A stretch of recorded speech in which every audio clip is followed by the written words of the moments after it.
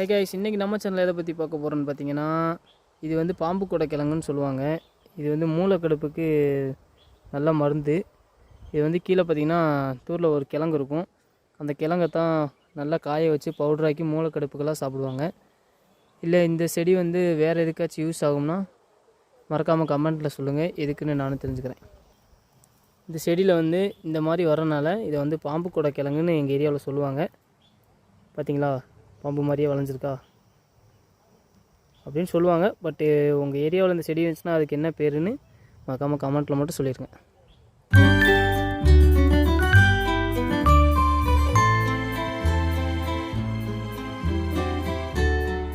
இது வந்து இந்த செடியில் வரக்கூடிய காய் இப்படி இருக்குன்னு பாருங்கள்.